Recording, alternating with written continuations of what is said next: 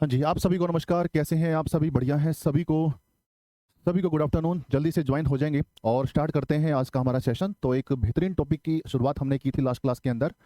तो टॉपिक हमने स्टार्ट किया था factor and HCF and LCM. ये टॉपिक हमने स्टार्ट किया था और यहाँ से क्वेश्चन आपके एग्जाम में जरूर पूछा जाता है। ठीक है भाई। तो एक क्लास ऑलरेडी हमारी कंप्लीट हो चुकी है भाई। जिसने ये क्लास नहीं देखी है तो उस क्लास को एक बार जरूर देख लेना। ठीक है, तो आगे बढ़ते हैं भाई।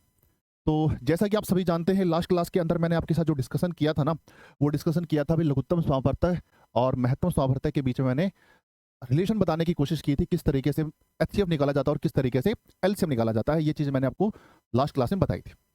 ठीक है, अब उससे हम थोड़ा सा आगे बढ़ते हैं भाई। अब क्वेश्चन वो करेंगे जो आपके एग्जाम में पूछे जा चुके हैं। तो ऐसे प्रश्नों को अब हम शुरू करते हैं। अब जैसे ये क्वेश्चन देखो यार, क्वेश्चन नंबर 18 आप सभी के सामने है। बताना है इस क्वेश्चन का राइट आंसर क्या होना चाहिए। अब इसके अंदर क्या बोला गया है? 36, 54 और 60 के लघुत्तम सावर्तय और उच्चतम उभयनिष्ठ गुणनखंड। उच्चतम उभयनिष्ठ गुणनखंड को बोला जाता है क्या? एचसीएफ बोला जाता है, हाईएस्ट कॉमन फैक्टर बोला जाता है। तो कंफ्यूज नहीं होना है भी, इंग्लिश में भी देख लेना भी, इंग्लिश में क्या दे रखा है। उच्चतम उभयनिष्ठ गुणनखंड को बोला जाता है हाईएस्ट कॉमन फैक्टर बोला जाता है। यानी कहने का मतलब ये है कि आपको एचसीएफ निकालना है, एलसीएम निकालना है, उसका क्या बताना है? डिफरेंस बताना है। ठीक है, उसका क्या बताना है? डिफरेंस आपको फाइंड आउट करना है। ठीक रहेगा अभी। चलो आज अभी आप करते हैं क्वेश्चंस को करना। 36, 54, 60 का हम क्या निकालेंगे? एलसीएम निकालेंगे। 36, 54, 60 का हम क्या निकालेंगे? अभी पहले एलसीएम निकालेंगे। चलो एचसीएफ निकाल लेते हैं पहले, है ना। पहले हम निकाल लेते हैं एचसीएफ, हाईएस्ट कॉमन फैक्टर निकालते हैं। देखो अभी यहाँ पर ऐसा नंबर पुट करना है जिससे सारी संख्या कट जाए। याद रखना है अभी एचसीएफ के केस में, यहाँ पर ऐसा नंबर पुट करना है जिससे सारी संख्या कट जाए। लो जी भाई, यहाँ पर पुट किया 2, तो यहाँ पर क्या आ जाएगा? 18। यहाँ पर 27 दूनी 54 होता है और यहाँ पर आ जाएगा 30 आ जाएगा। एचसीएफ के केस में यहाँ पर ऐसा नंबर पुट करना है जिससे सारी संख्या कट जाए। लो जी, अब यहाँ पर पुट करते हैं 3, 3 18, 3 27, 3 30। ठीक, तो एचसीएफ हमारे पास कितना आ जाएगा? 6 आ जाएगा। एचसीएफ हमारे पास कितना आ जाएगा? 6। ठीक है भाई। अब एलसीएम के केस में क्या होता है भाई? कम से कम 2 संख्या कटनी जरूरी है। एलसीएम के केस में कम से कम 2 संख्या कटनी जरूरी है। अब देखो यार, यहाँ पर 2 संख्याओं को काटो। 2 यहाँ पर पुट किया, 2 तिया 6, 9 का 9 एज इट इज, 2 पंजा 10। कम से कम 2 संख्या कटनी जरूरी थी, तो ये 3 पुट किया। 3 एकम 3, 3 तिया 9, 3 5 का 5 एज इट इज। अब कोई संख्या नहीं कट रही है तो इन सबकी क्या कर देंगे? गुणा कर देंगे। तो इन सबकी गुणा करने पर देखो कितना आ रहा है? 2 तिया 6, 6 दूनी 12, 12 तिया 36, 36 पंजा 100, 36 पंजा 180, 180 को 3 से गुणा करेंगे तो 180 को 3 से गुणा करने पर आ जाएगा 540। तो एलसीएम हमारे पास कितना आ जाएगा भाई? 540 आ जाएगा। और एचसीएफ हमारे पास कितना है? एचसीएफ हमारे पास 6 है। ठीक, 534 हमारा राइट आंसर जाना चाहिए। 534 हमारा राइट आंसर। एचसीएफ हमारे पास कितना था? 6 था। यही होगा इस क्वेश्चन का right answer. Option number A is right answer.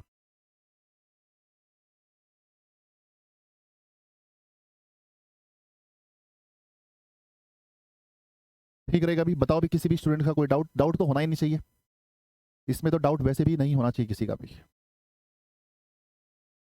ठीक है, चलिए आगे बढ़ते हैं। इसी टाइप का एक प्रश्न आपको और देते हैं भी, करके बताना है। संख्या 5, 10, 35 के सबसे छोटे सार्वगुणज और सबसे बड़े सार्वगुणनखंड का अंतर बताना है भाई। बताओ भी, शाबाश। हाँ जी, वेरी गुड, बहुत बढ़िया भी, ग्रेट, क्या बात है, बहुत बढ़िया। बताओ, 5, 10, 35 के सबसे छोटे सार्वगुणज और सबसे बड़े सार्वगुणनखंड का अंतर बताना है भाई। करो भी, शाबाश। हाँ जी। एक बच्चा कह रहा है सर समझ में नहीं आया। तो समझ में इसलिए नहीं आया क्योंकि आपने लास्ट क्लास को देखा ही नहीं है। ठीक है, लास्ट क्लास को आपने देखा ही नहीं है। ठीक है, तभी समझ में नहीं आया। सर 6 कहाँ से आया? 6 एचसीएफ आया था ना, बताया था 6 एचसीएफ है। 2 तिया कितना होता है? 6 होता है, अभी बताया था। यहाँ पर लिखा हुआ था एचसीएफ कितना है? 6, है ना। भाई तुम पढ़ोगे नहीं ना तो बच्चे फेल हो जाओगे, क्योंकि दुनिया जहाँ के बच्चे फेल भी होते हैं। ऐसा थोड़ी ना कि भाई सचिन एकेडमी में एडमिशन ले लिया तो पास ही हो गए, ऐसा कोई जरूरी नहीं है ना। अब आपने लास्ट क्लास को दिखा नहीं, सर ये 6 कैसे आया? 6 कहाँ से आया? अब ये प्रश्न है आपके, और जबकि ऐसे प्रश्न दुनिया जहाँ के करवाए थे लास्ट क्लास के अंदर। ठीक, तो भाई वो चीज़, वो हरकतें अगर आप दोबारा से करोगे जो पहले आप करते आ रहे हो, तो वो दिन दूर नहीं है जो रिजल्ट आएगा। ठीक है, चलो देखो, 5, 10, 35 के सबसे छोटे सार्वगुणज और सबसे बड़े सार्वगुणनखंड का अंतर बताना है। 5, 10, 35।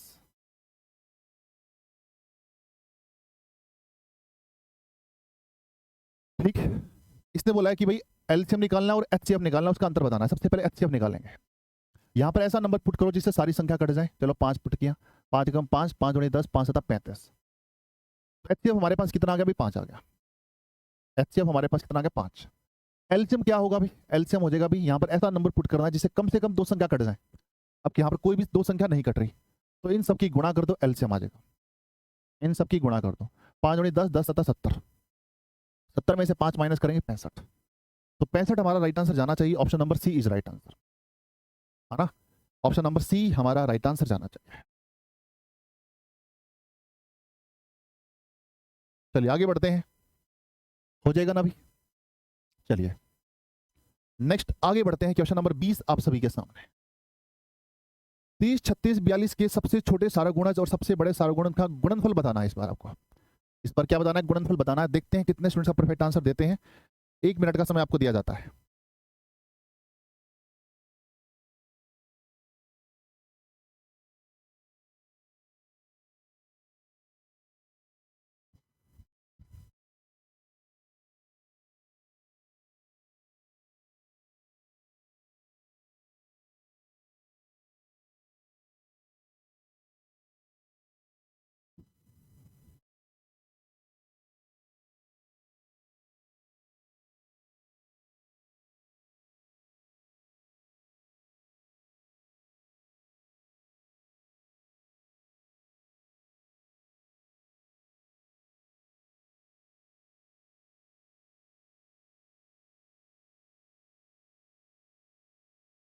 वेरी गुड, बहुत बढ़िया, ग्रेट ग्रेट ग्रेट, बहुत बढ़िया बहुत बढ़िया। देखो भाई क्वेश्चन नंबर 20, मैक्सिमम स्टूडेंट्स ने बिल्कुल सही आंसर दिया है। मैं भी यही उम्मीद कर रहा था, बिल्कुल सही आंसर दोगे। क्वेश्चन नंबर 20 देखेंगे। 30, 36, 42 के सबसे छोटे सारगुणज और सबसे बड़े सारगुणज का अंतर बताना है। सबसे पहले सबसे बड़ा सारगुणज निकालते हैं, एचसीएफ निकालते हैं। एचसीएफ देखो भाई, 30, 36 और 42 का हम निकालेंगे एचसीएफ। यहाँ पर ऐसा नंबर पुट करो जिससे सारी संख्या कट जाए। तो आ गया यहाँ पर 15 आ गया, यहाँ पर 18 आ गया और यहाँ पर कितना आ गया? 21 आ गया। कोई दिक्कत? कोई दिक्कत नहीं है सर। लो जी, ऐसा नंबर पुट करते हैं जिससे सारी संख्या कट जाए। लो जी, अब पुट करना पड़ेगा हमें 3, 3 पंजे 15, 3 छीक 18 और 3 सता 21। ठीक है, अब यहाँ पर ऐसा नंबर पुट करो जिससे सारी संख्या कट जाए। आपके सर ऐसा तो भाई कोई भी नंबर नहीं है। ठीक है, ऐसा कोई भी नंबर नहीं है, तो यही हमारा क्या होगा? एचसीएफ होगा। यही हमारा क्या होगा? एचसीएफ। तो एचसीएफ हमारे पास कितना आ गया? 6 आ गया। 2 तिया 6। अब निकालते हैं एलसीएम। अब एलसीएम के केस में यहाँ पर ऐसा नंबर पुट करो जिससे कम से कम 2 संख्या कट जाए। अब आप कहें सर ऐसा तो कोई भी नंबर नहीं है जो कम से कम 2 संख्या कट जाए। तो कम से कम 2 संख्या नहीं कट रही है, तो आप क्या करो? इनकी गुणा कर दो। इनकी क्या कर दो? गुणा कर दो। 2 तिया 6, 6 पंजा 30, 30 6 का कितना होगा? 180। 180 सत्ता कितना होता है? 180 सत्ता होता है 1260। तो एलसीएम हमारे पास कितना आ गया? अभी 1260 आ गया। अब इनकी क्या कर दो? गुणा। गुणनफल करना है ना भाई, इनकी क्या करनी है? गुणा करनी है। तो इनकी अब हम कर देंगे गुणा, कर देंगे गुणा 6। तो 6 0 0, 6 को 36, 3 6 दूनी 12 और 3 कितना हो गया? 15, 1 6 कम 6 और 1 7 कितना होगा? 7560 हमारा राइट आंसर जाना चाहिए। ऑप्शन नंबर बी हमारा क्या होगा? राइट आंसर होगा 7560। ठीक है, अभी आ रहा है ना समझ में? पक्की बात है। चलो आगे बढ़ते हैं। क्वेश्चन नंबर 21 आप सभी के सामने ये करके बताना है। देखो लास्ट क्लास में है ना, मैंने आपको फैक्टर जो बताए थे वो डिटेल में भी बताए थे और शॉर्टकट में भी बताए थे। अब आप देखते हैं कितने तरीके से आप इसको कर सकते हैं, है ना? किस तरीके से आप इस क्वेश्चन को सोल्व कर सकते हैं। पहले क्वेश्चन को पढ़ो अच्छे तरीके से। इस क्वेश्चन को 2 बार पढ़ के देखो, एक बार 2 बार पढ़ना है।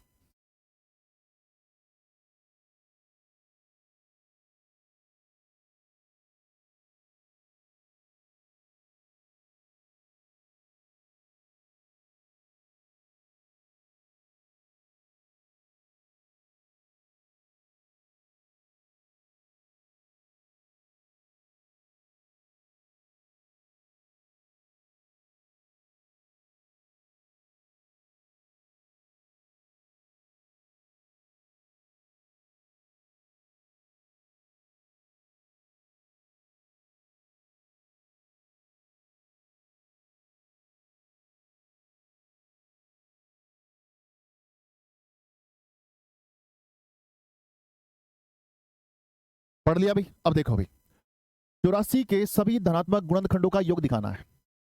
84 के सभी धनात्मक गुणनखंड, यानी 84 के आपको क्या निकालने हैं? फैक्टर निकालने हैं और उनका क्या करना है? योग करना है। योग किन का करना है? जो 7 के गुणज हैं, जो 7 के पहाड़े में आते हैं, है ना? 84 के आपके फैक्टर निकालने हैं और उनका क्या करना है? अभी गुणनखंड का योग निकालना है। किन संख्याओं का योग करना है? अभी जो 7 के गुणज है, जो 7 के मल्टीपल में आते हैं, जो 7 के पहाड़े में आते हैं, उनका क्या करना है? योग करके बताना है।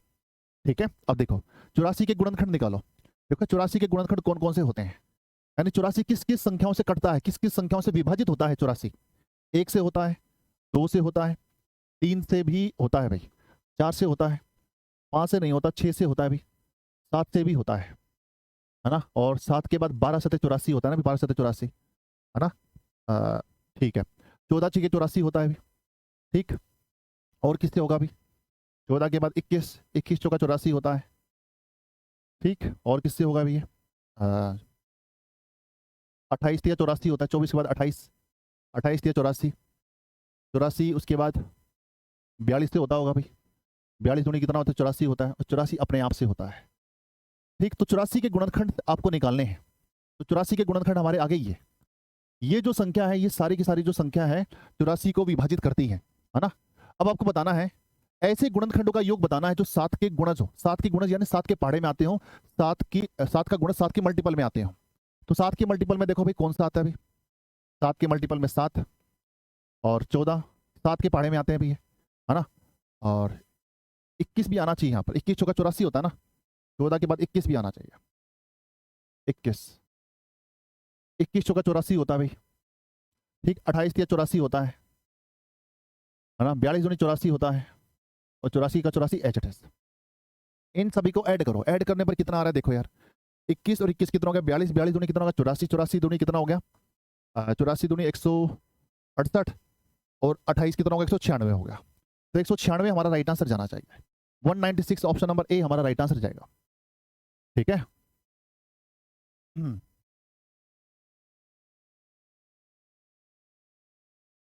हम्म, ठीक रहेगा अभी। 14, 14 छः 84, 21 चौका 84, 28, ये 24 हटा दो भाई।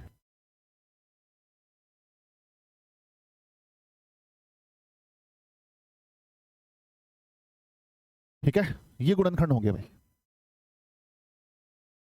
ठीक, चलिए आगे बढ़ते हैं नेक्स्ट क्वेश्चन की तरफ। क्वेश्चन नंबर है आपके सामने 22। ये करो अभी, क्वेश्चन नंबर 22 करके बताएंगे।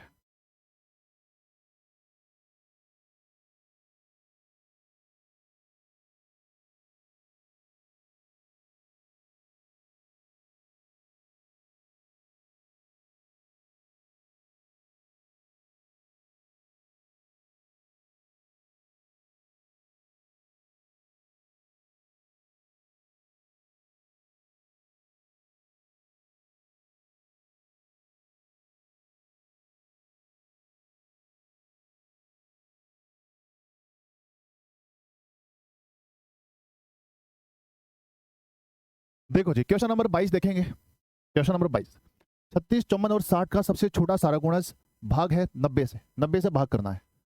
सर दूसरी विधि से बता दीजिए, डिटेल में ही होगा भाई, ये क्वेश्चन जो होगा ना वो डिटेल में ही हो सकता है। ठीक है, 84 के गुणनखंड आपको निकालने थे, तो ये सारे हैं भाई 84 के गुणनखंड। ठीक, और उन संख्याओं का योग करना था जो 7 के गुणज हो, 7 के पहाड़े में आते हो, उन संख्याओं का योग करना था जो 7 के पहाड़े में आते हो। अब 7 के पहाड़े में 7 आएगा, 14 आएगा, 21 आएगा, 28 आएगा, 42 आएगा, 84 आएगा, ये सारे के सारे 7 के पहाड़े में आते हैं, है ना। 12 सत्ते 84 होता है। ठीक है, 84 के ऐसे गुणनखंड जो 7 के पहाड़े में आते हैं उनका योग करना है। ये तो डिटेल में ही कर सकते हैं ना, इसकी शॉर्टकट क्या हो सकती है? इसकी कोई शॉर्टकट तो ना होगी। ठीक है, चलिए आगे बढ़ते हैं। क्वेश्चन नंबर है आपके सामने 22, ये करो भाई।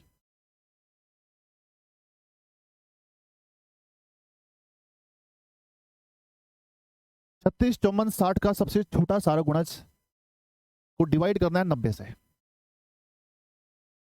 यानी 36, 54, 60 का हमें क्या निकालना है अभी? एलसीएम निकालना है, उसको 90 से भाग करना है। एलसीएम निकालो अभी, 2 से भाग करें कितना आएगा? 18, यहाँ पर 27 दूनी 54, और यहाँ पर कितना आ जाएगा? 30 आ जाएगा। फिर 2 से भाग करो, 2 छिके 2 निम 18, यहाँ पर 27, और यहाँ पर कितना आ जाएगा? 15 आ जाएगा। ठीक है, अब किससे डिवाइड करेंगे? फिर हम डिवाइड करेंगे 3 से, 3 तिया 9, 3 निम 27, और 3 पंजे कितना आ जाएगा? 15 आ जाएगा।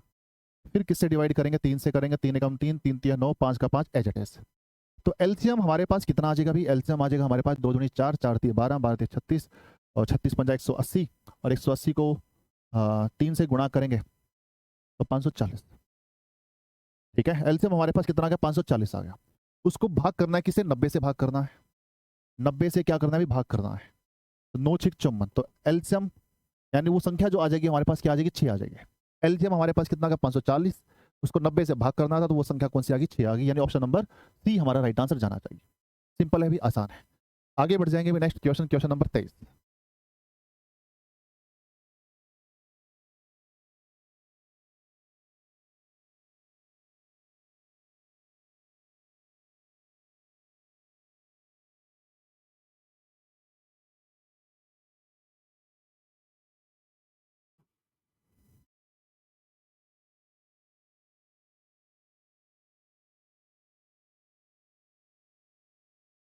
ठीक रहेगा अभी। करो जी, क्वेश्चन नंबर 23 का बताएंगे जल्दी से, क्या होना चाहिए राइट आंसर आपके अकॉर्डिंग।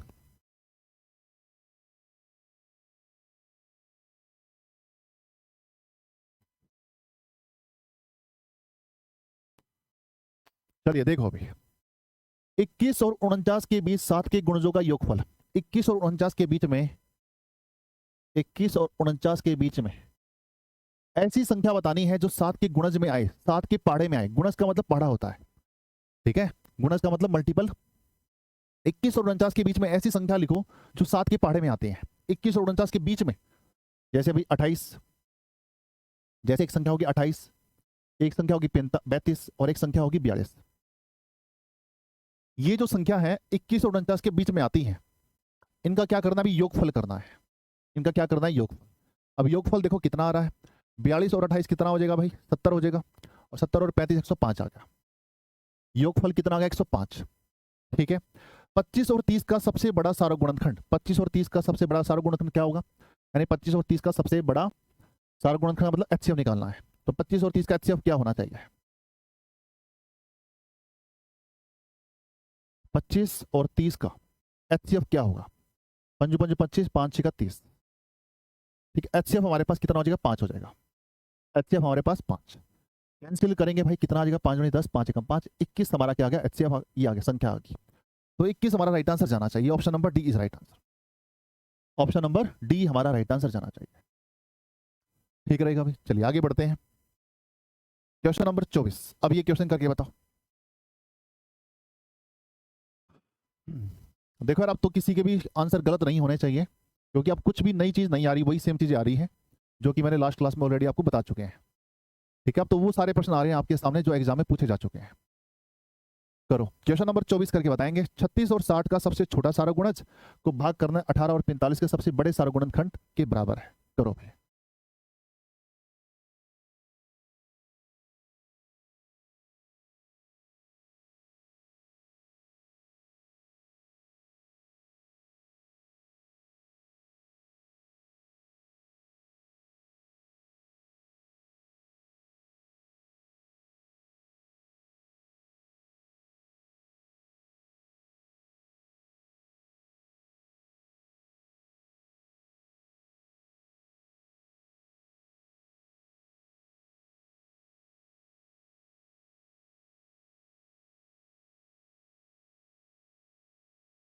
हो गया भाई, वेरी गुड, बहुत बढ़िया, ग्रेट।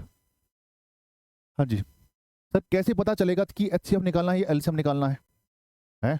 जब लास्ट क्लास को देखोगे तब सब पता चल जाएगा। लास्ट क्लास को आपने देखा नहीं ना, उसको देखो, सब पता चलेगा। जहां पर सबसे छोटा लिखा होता है ना, उसको बोला जाता है एलसीएम, और जहां पर बड़ा लिखा जाता है, जहां पर बड़ा लिखा होता है उसका मतलब एचसीएफ है। हम्म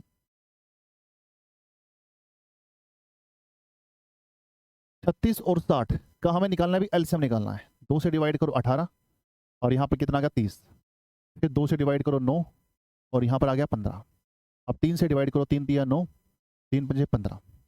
तो एलसीएम देखो, इन सब की गुणा कर दो, एलसीएम आ जाएगा भी हमारे पास कितना, 2 दूनी 4, 4 तिया 12, 12 तिया 36, 36 पंजा 180।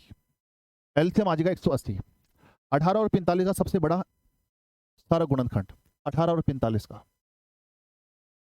बड़ा का मतलब एचसीएफ निकालना है। तो यहाँ पर पुट करेंगे क्या, 3 पुट करेंगे, 3 6 18, 15 तिया 45, 3 दूनी 6, 3 पंजे 15। ठीक है भाई, तो एचसीएफ हमारे पास कितना आएगा, एचसीएफ हमारे पास आएगा 9। ठीक, और आपको क्या करना है भाई, एलसीएम को भाग करना है एचसीएफ से, एलसीएम को भाग करना है एचसीएफ से। एलसीएम हमारे पास क्या है 180, एचसीएफ से भाग करेंगे तो वो संख्या क्या आएगी, वो संख्या आ जाएगी 20। तो 20 हमारा राइट आंसर जाना चाहिए, option number A is right answer. Option number A हमारा राइट आंसर जाएगा। आगे बढ़ते हैं, क्वेश्चन नंबर 25 करके बताओ। वही सेम बातें हैं भाई, वही सेम चीजें हैं। चैप्टर तो कंप्लीट हो चुका है, बस अब तो प्रैक्टिस चल रही है आपकी।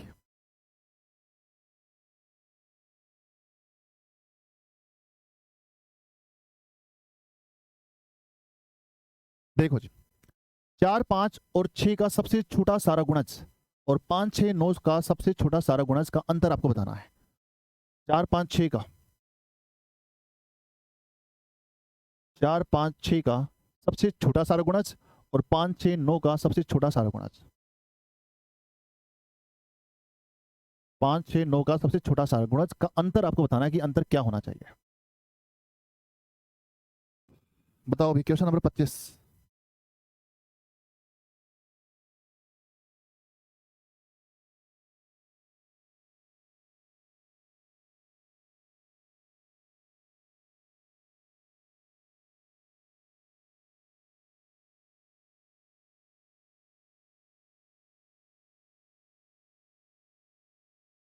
हो गया अभी, वेरी गुड, बहुत बढ़िया। अभी मैक्सिमम स्टूडेंट्स ने बिल्कुल परफेक्ट आंसर दिया है, option number D is right answer. देखो अभी एलसीएम निकालना है अभी दोनों का, 2 से डिवाइड करो, 2 दूनी 4, 5 का 5 एज इट इज, 2 तिया 6। अब कोई भी संख्या डिवाइड नहीं होती तो एलसीएम आ जाएगा भी हमारे पास कितना, 2 दूनी 4, 4 पंजा 20, 20 तिया 60।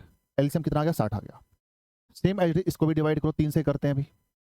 हाँ जी, 3 दूनी 6, 3 तिया 9। ठीक, तो इसका एलसीएम कितना आएगा अभी, इसका एलसीएम कितना आएगा, 3 पंजे 15, 15 दूनी 30, 30 तिया 90। एलसीएम यहाँ पर कितना आ गया अभी, 90 आ गया है ना। 3 पंजे 15, 15 दूनी 30, 30 तिया कितना आ गया, 90 आ गया। तो 90 में से 60 माइनस करना है, अंतर बताना है ना इन दोनों का। तो 90 में से 60 माइनस करेंगे तो अंतर कितने का आएगा, 30 का आएगा। तो 30 हमारा राइट आंसर जाना चाहिए, option number D is right answer. चलिए आगे बढ़ते हैं, क्वेश्चन नंबर है आपके सामने 26। ये क्वेश्चन करके बताएंगे फटाफट से। क्वेश्चन नंबर 26 आप सभी के सामने, क्या होगा इस क्वेश्चन का right answer.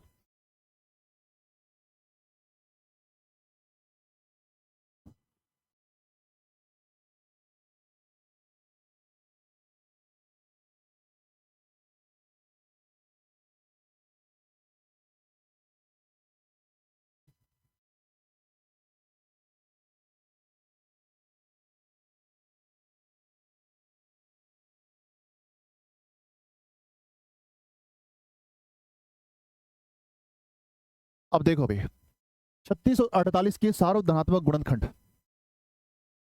The product of common positive factor of 36 and 48, यानी 36 और 48 के जो कॉमन फैक्टर है ना, उनका क्या करनी है, गुणा करनी है। 36 और 48 के कॉमन फैक्टर, जो 36 के फैक्टर भी हों और 48 के फैक्टर भी हों, जो कॉमन फैक्टर है ना उनकी क्या करनी है, गुणा करनी है। अब कॉमन फैक्टर तभी पता चलेंगे जब इनके फैक्टर निकालोगे। तो 36 और 48 के अलग अलग फैक्टर निकालो, 36 और 48 के अलग अलग फैक्टर। तो सबसे पहले 36 के फैक्टर निकालते हैं। तो 36 के फैक्टर कौन कौन से होंगे भाई, तो 36 के फैक्टर होंगे भाई, 36 किस से विभाजित होता है, 1 से होता है, 2 से होता है, 3 से होता है, 4 से होता है, 6 से विभाजित होता है, 8 9 से विभाजित होता है, 10 11 12 से विभाजित होता है, 13 14 15 16 17 18 से विभाजित होता है, और 36 अपने आप से विभाजित होता है। ये आपके हो गए 36 के फैक्टर हो गए, है ना। ये आपके हो गए 36 के फैक्टर। अब 48 के फैक्टर निकालो भाई, 48 के फैक्टर कौन कौन से होंगे। 48 किस किस से विभाजित होता है, 48 1 से विभाजित होता है, 2 से होता है, 3 से होता है, 4 से विभाजित होता है, अभी 6 से भी होता है, 8 से विभाजित होता है, 9 10 11 12 12 से विभाजित होता है, 13 14 15 16 16 से विभाजित होता है, 24 से विभाजित होता है, और 48 से विभाजित होता है।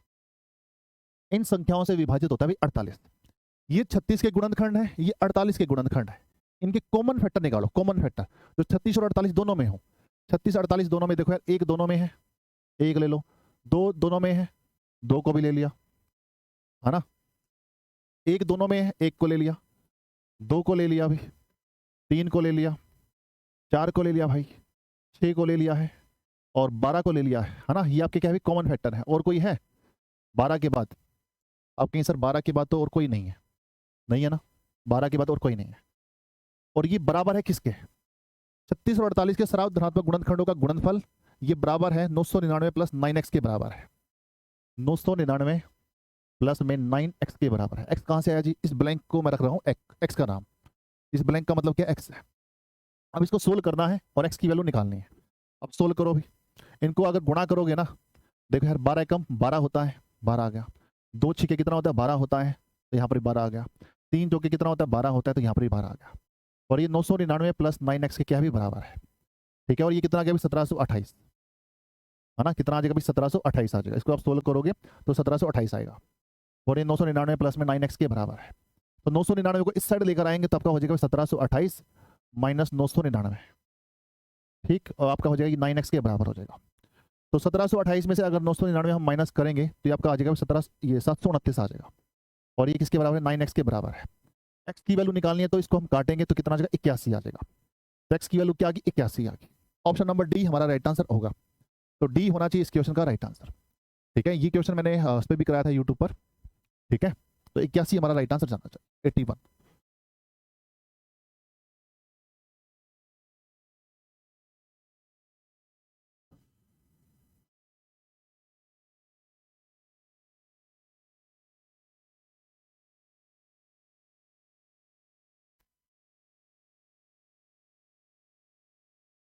चलिए आगे बढ़ते हैं। क्वेश्चन नंबर 27 आप सभी के सामने करके बताएंगे।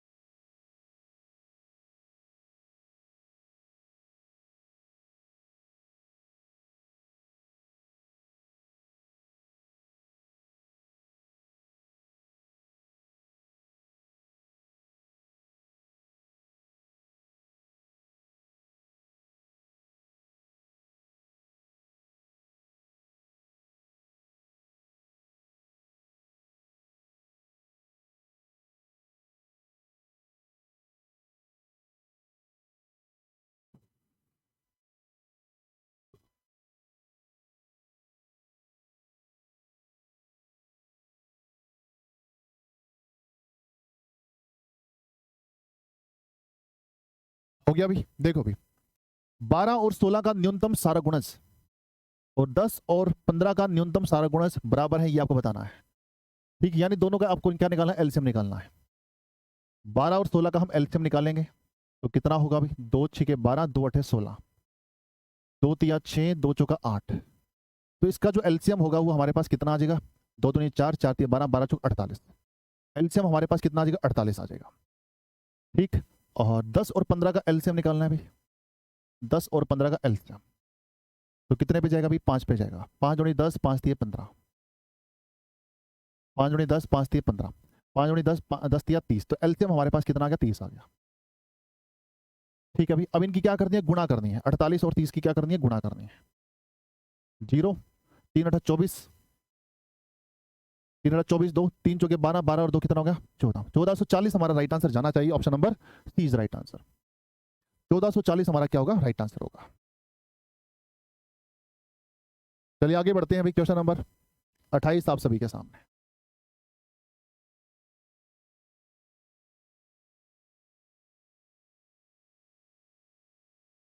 बताओ अभी 200 और 400 के बीच में 30 45 60 का सबसे छोटा सारा गुणज और 15 24 और 45 का सबसे बड़ा सारा गुणनखंड बराबर है, ये आपको बताना है। ठीक, इसका एलसीएम निकालकर इसका एचसीएफ निकालकर भाग करना है। करो भी।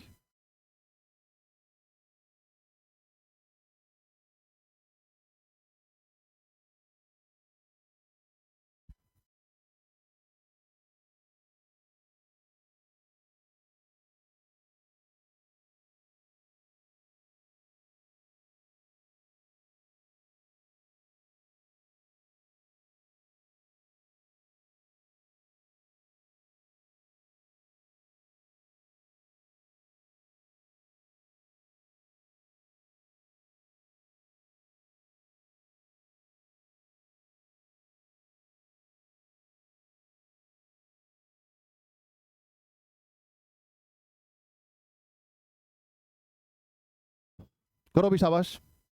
क्या होगा इस क्वेश्चन का राइट आंसर? देखो भाई 200 और 400 के बीच में 30 45 60 का सबसे छोटा सारा गुणज, 30 45 60 का सबसे छोटा सारा गुणज निकालना है, एलसीएम निकालना है। तो एलसीएम निकालने के लिए हम क्या करें भाई? यहां पर ऐसा नंबर पुट करो जिससे सारी संख्या कट जाए, यानी कम से कम 2 संख्या कट जाए। तो यहां पर हो गया 15, यहां पर 45 और यहां पर हो गया 30।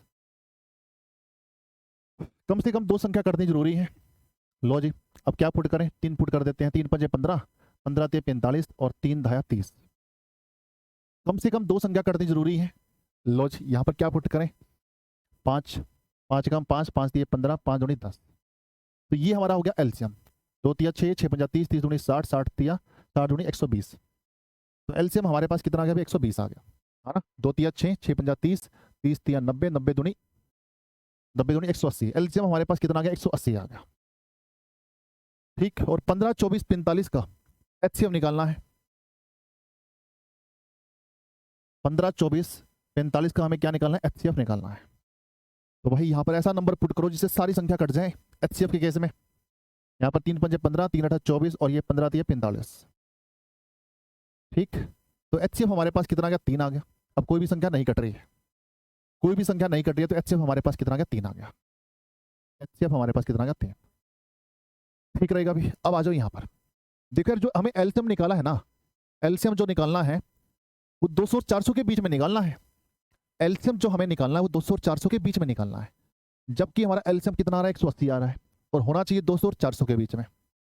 एलसीएम हमारा कितना आ रहा है, 180 आ रहा है, और होना चाहिए 200 और 400 के बीच में होना चाहिए, और एलसीएम हमारा कितना है, 180 है। ठीक, तो मेरे भाई एक चीज आपको हमेशा ध्यान में रखनी है कि एलसीएम का जो मल्टीपल होता है ना, एलसीएम का जो गुणज होता है वो भी एलसीएम ही होता है।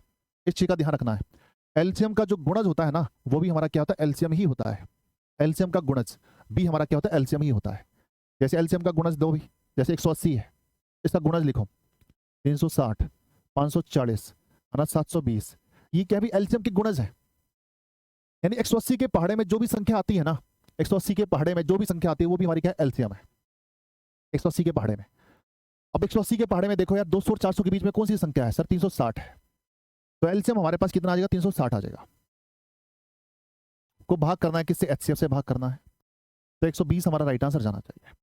120 यानी ऑप्शन नंबर बी हमारा राइट आंसर जाएगा। ऑप्शन नंबर बी हमारा राइट आंसर जाएगा। चलिए आगे बढ़ते हैं नेक्स्ट क्वेश्चन की तरफ।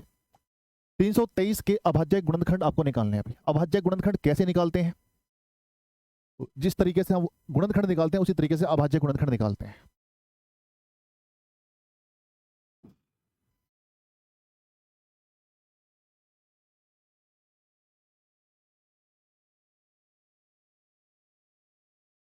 देखो भाई, संख्या 323 के अभाज्य गुणनखंड निकालो।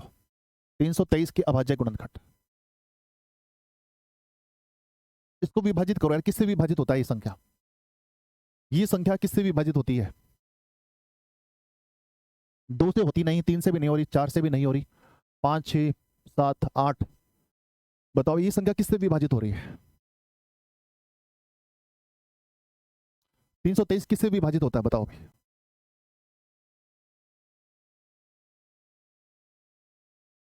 17 से विभाजित होता है।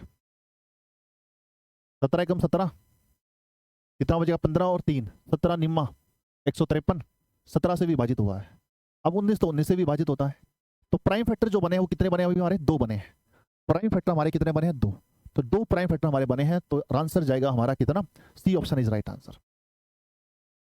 सी ऑप्शन हमारा राइट आंसर जाना चाहिए।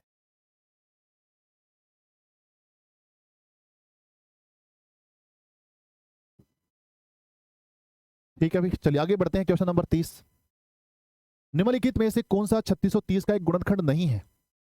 3630 का एक गुणनखंड नहीं है, ये आपको बताना है। बताओ भाई,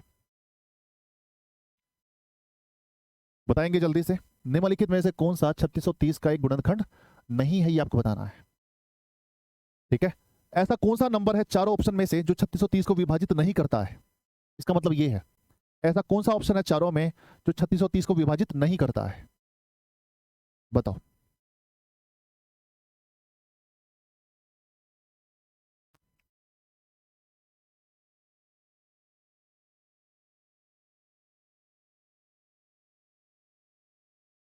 बताओ शाबाश। निम्नलिखित में से कौन सा 3630 को विभाजित नहीं करता है, ये आपको बताना है। देखो भी चेक करते हैं। 3630 को अगर आप 11 से विभाजित करें तो क्या होगा भी सर, 11 तिया 33, 11 तिया 33, ये 0, ये तो 11 से तो विभाजित होता है। ठीक, आगे देखो 3630 को सर अगर हम 3 से विभाजित करें तो क्या 3 से विभाजित होगा सर, 3 से विभाजित होता है। 3 एकम 3, 3 दूनी 6, 3 एकम 3 0, 3 से विभाजित हो रहा है। और 3630 भाई 5 से भी होगा। 3630 9 से विभाजित नहीं हो रहा है।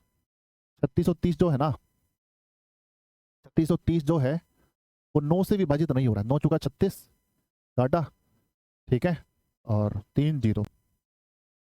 ठीक, 3600 जो 9 है वो हमारा 3630 जो है वो हमारा 9 से विभाजित नहीं होता है। तो 3630 का कौन सा गुणनखंड नहीं है, 9 नहीं है। Option number D is right answer.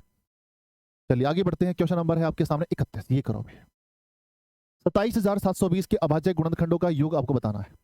पहले अभाज्य गुणनखंड निकालने हैं, फिर उसका क्या बताना है, योग बताना है। कर सकते हैं, करो भाई।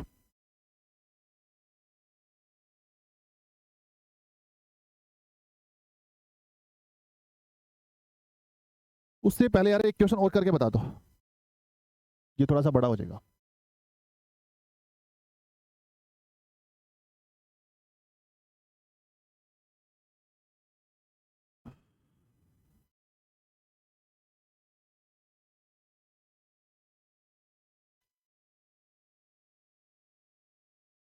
बारह सौ साठ के अभाज्य गुणनखंडों का योग बताना है भाई।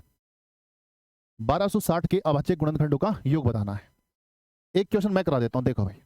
अभाज्य गुणनखंड निकालने हैं मेरे भाई। हाँ जी, 2 से डिवाइड करेंगे, 2 छके 12, 2 तिया 6, 0। फिर 2 से डिवाइड करेंगे, 2 तिया 6, 2 एकम 2 यानी 15 आ जाएगा। 3 से डिवाइड करेंगे, 3 एकम 3, 0 5। फिर 3 से डिवाइड करेंगे मेरे भाई, 3 तिया 9, 35 तिया 105। फिर किससे डिवाइड करेंगे, 5 से करेंगे, 5 सता 35। फिर करेंगे 7 से, 7 एकम 7। ठीक, तो ये हो गए हमारे अभाज्य गुणनखंड हो गए, है ना। ये हमारे क्या हो गए, अभाज्य गुणनखंड। इनका क्या करना है, योग करना है। योग कर दो भाई। देखो भाई, 2 हमारा कितनी बार है, 2 बार है। 2 हमारा कितनी बार है, 2 बार। 3 हमारा कितनी बार है, 2 बार है। 5 कितनी बार है, 1 बार है। सही है ना। देखो यार, 2 कितनी बार था, 2 बार था। 3 कितनी बार है, 2 बार है। 5 कितनी बार है, 1 बार है। और 7 कितनी बार है, 1 बार है। ये हमारे हो गए अभाज्य गुणनखंड।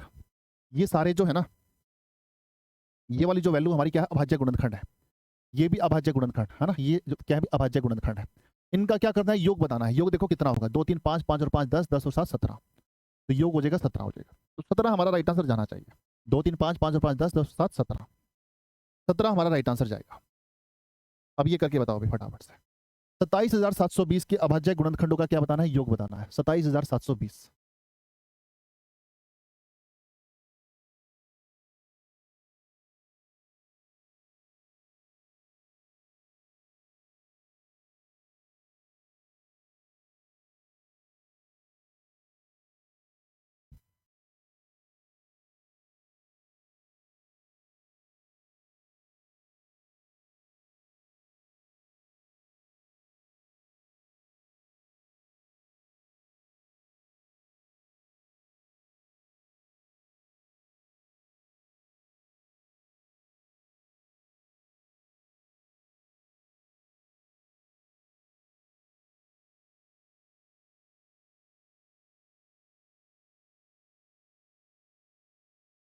देखो जी, 27,720 के अभाज्य गुणनखंडों का योग क्या होगा, ये आपको फाइंड आउट करना है। देखो मेरे भाई, इसको भाग करना शुरू करो, फैक्टर बनाने शुरू करो। तो 2 एकम 2, 2 तिया 6, 1 7, 2 अठे 16, 2 छिके 12 और ये 0। ठीक, फिर इसको 2 से भाग करो भाई। 2 छिके 12, 2 निम 18, 2 तिया 6 और ये 0। फिर इसको 2 से डिवाइड करो भाई। 2 तिया 6, 2 चौका 8, 2 छिके 12, 2 पंजा 10। ठीक है। अब किससे डिवाइड करें भाई, अब इसको डिवाइड करेंगे 3 से। 3 एकम 3, 3 एकम 3, 3 पंजे 15 और 3 पंजे 15। ठीक रहेगा भाई। अब फिर 3 से डिवाइड करो, 3 तिया 9, 2 5, 3 अठा 24, 1 5, 3 पंजे 15। ठीक है। 3 8 11, 11 और 5 16। अब किससे डिवाइड करेंगे, 5 से करेंगे। 5 7 35, 2 5 5 5 25।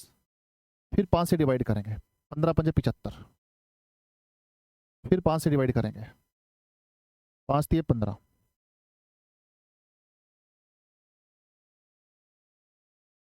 है ना। 1 मिनट।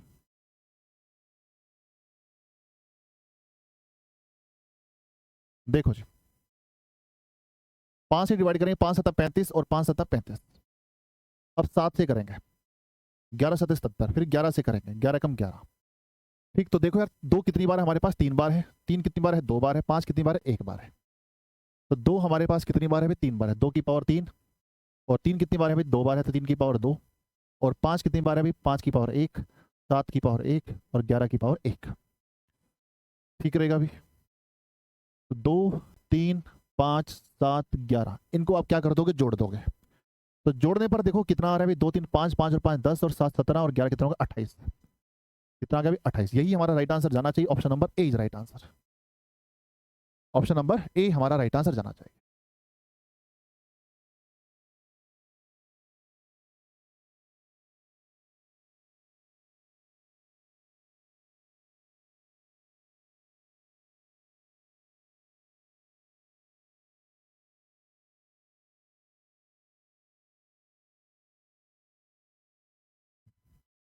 आगे बढ़ते हैं। क्वेश्चन नंबर है आपके सामने 32। ये करके बताएंगे किसी संख्या के गुणनखंड डैश होते हैं। जल्दी से बताएंगे क्या होगा इस क्वेश्चन का राइट आंसर आपके अकॉर्डिंग।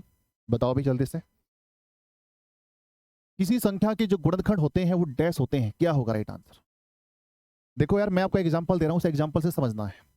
कोई भी संख्या ले लेते हैं, अभी 2 ले लेते हैं यार। कोई संख्या ले ली मैंने 2। इसके कितने गुणनखंड होंगे। 2 के कितने गुणनखंड होते हैं। यानी 2 है, 2 जो है किस किस से विभाजित होता है।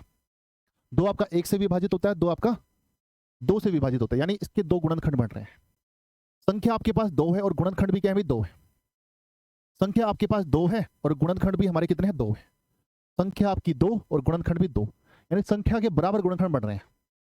संख्या के बराबर गुणनखंड बन रहे हैं। जैसे कोई संख्या और ले लेते हैं भाई, 4, 3 ले लेते हैं।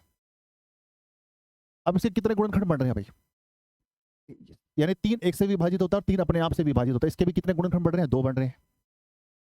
यानी संख्या 3 है और गुणनखंड 2 है, यानी संख्या से कम बन रहे हैं। संख्या आपके पास 3 और गुणनखंड 2, यानी संख्या से कम गुणनखंड बन रहे हैं। एक एग्जाम्पल और लेते हैं, 4। ये 4 किस किस से विभाजित होता है। 4 1 से होता है, 2 से होता है, 4 अपने आप से होता है। यानी संख्या हमारे पास 4 और गुणनखंड 3 है, यानी संख्या से कम गुणनखंड बन रहे हैं। वो एक एग्जाम्पल और लेते हैं, 6। अब देखो यार, 6 1 से विभाजित होता है, 2 से हो रहा है, 3 से हो रहा है, 6 अपने आप से हो रहा है। यानी गुणनखंड, संख्या हमारे पास 6 और गुणनखंड हमारे पास 4 है, यानी संख्या से कम गुणनखंड बढ़ रहे हैं। संख्या से कम गुणनखंड बढ़ रहे हैं। संख्या से कम गुणनखंड बढ़ रहे हैं और यहाँ पर संख्या के बराबर गुणनखंड बढ़ रहे हैं। यानी जो गुणनखंड बनते हैं ना, या तो संख्या के बराबर बनते हैं या उससे कम बनते हैं। यानी ऑप्शन नंबर ए हमारा राइट आंसर जाना चाहिए। गुणनखंड जो बनेंगे वो संख्या के बराबर बनेंगे या उससे कम बनेंगे, है ना, या उससे कम बनेंगे। तो ऑप्शन नंबर ए हमारा होगा राइट आंसर। तो जिसने भी ए आंसर दिया भी बिल्कुल परफेक्ट आंसर है। सही है भाई, कोई दिक्कत कोई परेशानी यहां तक। चलिए आगे बढ़ते हैं नेक्स्ट क्वेश्चन की तरफ। क्वेश्चन नंबर 33 ये करके बताएंगे भाई।